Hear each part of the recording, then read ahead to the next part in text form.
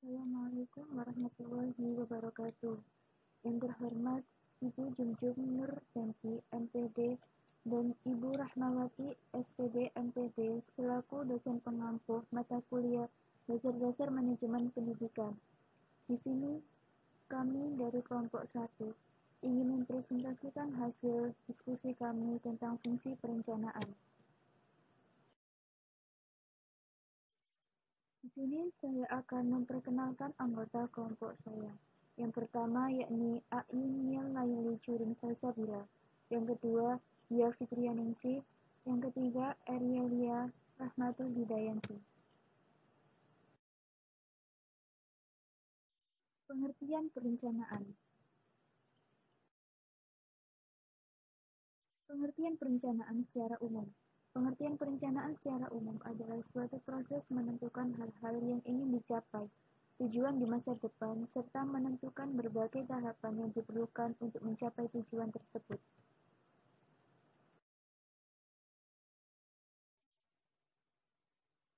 Pengertian perencanaan menurut para ahli. Yang pertama, Erlis Wandi. Perencanaan adalah suatu proses penentuan tujuan organisasi dan kemudian menyajikan dengan jelas strategi, taktik-taktik, dan operasi yang diperlukan untuk mencapai tujuan organisasi secara menyeluruh. Yang kedua, Jacqueline Alder. Menurut Alder, pengertian perencanaan adalah suatu proses menentukan apa yang ingin dicapai di masa yang akan datang, serta menetapkan tahapan-tahapan yang dibutuhkan untuk mencapainya. Yang ketiga, Usman. Perencanaan adalah sejumlah kegiatan yang ditentukan sebelumnya untuk dilaksanakan pada suatu periode tertentu dalam rangka mencapai tujuan yang ditetapkan. Yang keempat, Barbara Becker. Menurut Becker, pengertian perencanaan adalah suatu cara rasional untuk mempersiapkan masa depan. Yang kelima, John Douglas. Perencanaan adalah suatu proses kontinu dari pengkajian, membuat tujuan demi sasaran, dan mengimplementasikan serta mengevaluasi atau mengontrolnya. George Steiner. Perencanaan adalah suatu proses memulai dengan sasaran-sasaran, batasan strategi, kebijakan, dan rencana terperinci untuk mencapainya.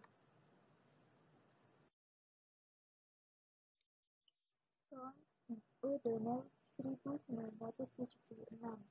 Perencanaan merupakan fungsi pertama dalam manajemen dan didefinisikan sebagai fungsi manajer yang menyangkut pemilihan beberapa alternatif tujuan, kebijakan, prosedur, dan program. Perry, 1987. Perencanaan adalah pemilihan dan keterkaitan fakta dan pembuatan serta penggunaan asumsi tentang masa depan dalam visualisasi dan perumusan kegiatan yang diusulkan yang diyakini perlu untuk mencapai hasil yang diinginkan. Allen, 2009. Perencanaan sebagai kegiatan menentukan sejumlah tindakan untuk mencapai hasil yang diharapkan.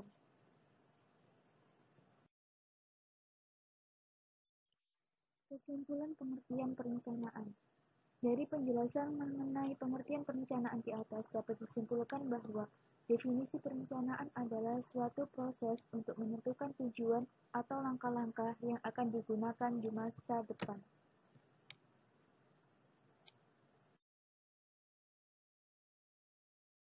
Prinsip perencanaan. Prinsip-prinsip perencanaan. Yang pertama yaitu kontinuitas. Perencanaan yang baik harus dibuat serta dipersiapkan untuk tindakan secara terus-menerus dan berkesinambungan. Yang kedua, berdasarkan fakta hari ini dan perkiraan situasi di masa yang akan datang. Fakta sangat diperlukan guna membuat suatu perencanaan dapat dilaksanakan dengan baik. Yang ketiga yakni futuristik, berasal dari bahasa Inggris future yang artinya masa depan. Perencanaan selalu berhubungan dengan masa depan dan harus bisa memprediksi peristiwa yang mungkin terjadi di masa depan. Yang keempat yakni fleksibilitas. Dalam hal ini berarti perencanaan mudah diakomodasikan dengan berbagai kondisi yang baru serta perubahan-perubahan masa depan yang belum diketahui pada saat memulai perencanaannya. Yang kelima yakni realistis. Pengertian realistis menurut Kamus Besar Bahasa Indonesia adalah nyata atau real, bersifat wajar.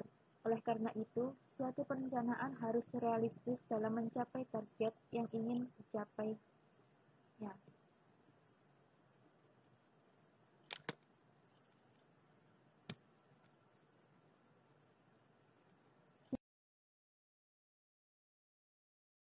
Jenis perencanaan. Perencanaan berdasarkan ruang lingkup. Yang pertama, rencana strategis atau strategic planning, yaitu perencanaan yang di dalamnya terdapat uraian mengenai kebijakan jangka panjang dan waktu pelaksanaan yang lama. Yang kedua, rencana taktis atau tactical planning, yaitu perencanaan yang di dalamnya terdapat uraian tentang kebijakan yang bersifat jangka pendek, mudah disesuaikan aktivitasnya selama tujuannya masih sama. Yang ketiga, rencana terintegrasi atau integrated planning, yaitu perencanaan yang penjelasan secara menyeluruh dan sifatnya terpadu. Perencanaan berdasarkan besarannya. Yang pertama, perencanaan makro, yaitu perencanaan yang menerapkan kebijakan-kebijakan tingkat nasional. Yang kedua, perencanaan meso, yaitu perencanaan yang bersifat operasional yang disesuaikan dengan departemen atau unit-unit. Yang ketiga, perencanaan mikro, yaitu perencanaan pada tingkat institusional dan merupakan penjabaran dari tingkat meso. Perencanaan berdasarkan jangka waktu. Yang pertama, rencana jangka panjang atau long-term planning, yaitu perencanaan yang dibuat dan berlaku untuk jangka waktu 10-25 tahun. Yang kedua, rencana jangka menengah atau medium range planning, yaitu perencanaan yang dibuat dan berlaku untuk jangka waktu 5-7 tahun. Yang ketiga, rencana jangka pendek atau short range planning, yaitu perencanaan yang dibuat dan hanya berlaku selama kurang lebih 1 tahun. Tahap perencanaan.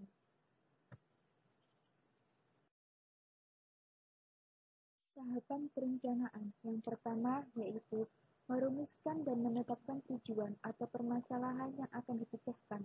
Yang kedua, melakukan analisis kesempatan. Yang ketiga, melakukan analisis sumber daya.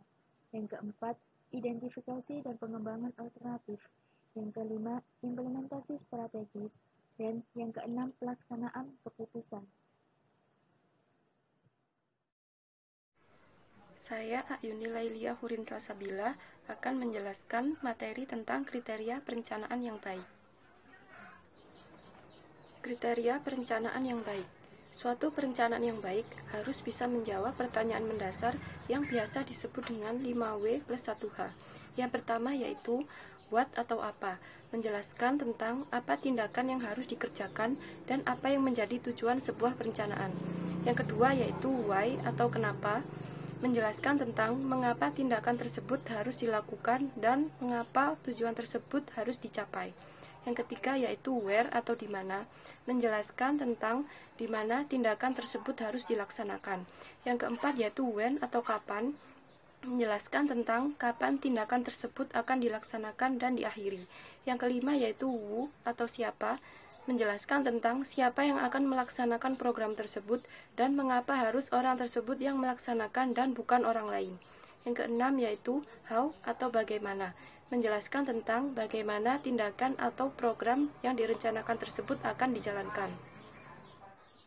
Kriteria perencanaan yang baik menurut Siagian. Yang pertama yaitu mempermudah tercapainya tujuan perencanaan. Yang kedua, dibuat oleh orang-orang yang sungguh-sungguh memahami tujuan organisasi dan memahami teknik perencanaan. Yang ketiga yaitu rencana disertai perincian yang teliti. Yang keempat, rencana tidak boleh terlepas dari pemikiran pelaksanaan. Yang kelima, bersifat sederhana. Yang keenam, luas. Yang ketujuh, terdapat tempat pengambilan resiko. Yang kedelapan, bersifat praktis atau pragmatis. Dan yang terakhir, rencana harus merupakan forecasting. Jika dikaitkan dengan bidang manajemen sekolah, maka kriteria perencanaan sekolah yang baik adalah yang pertama yaitu terarah pada pencapaian tertentu. Yang kedua, berorientasi pada masalah. Yang ketiga, dilakukan oleh orang yang mampu membuat rencana. Yang keempat, akomodatif. Yang kelima, berangkat dari data. Yang keenam, melibatkan keseluruhan komponen sekolah. Dan yang terakhir yaitu jelas.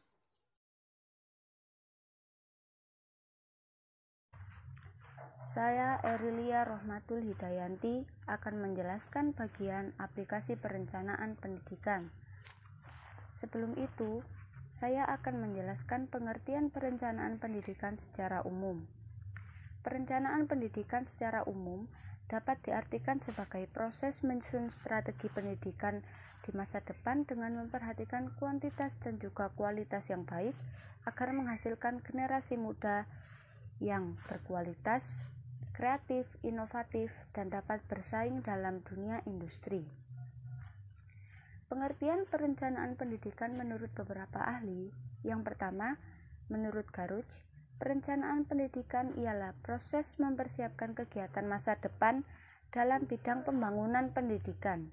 Yang kedua, Albert Waterston, yang mengartikan perencanaan pendidikan sebagai investasi yang dapat dijalankan dan kegiatan pembangunan yang didasarkan atas pertimbangan ekonomi dan juga biaya serta keuntungan sosial.